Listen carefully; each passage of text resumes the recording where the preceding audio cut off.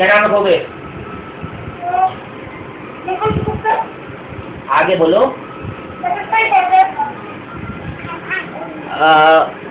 ऐसी नाम रखना जो मतलब जो किसी काम का हो, जिस चीज के बारे में नॉलेज हो उस चीज का काम करना। क्यों? मैं दिखाता हूँ तुम्हें चीज। एक मिनट रुको।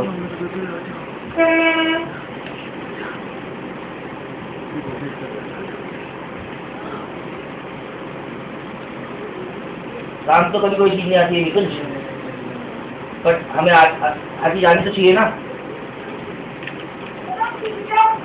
क्या सीखा? बताओ कैसे बनाते?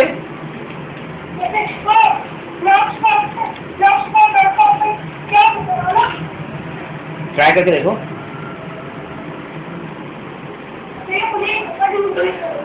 क्या? तो फंसना क्या है इसमें? क्या नया पंगा पड़ जाए?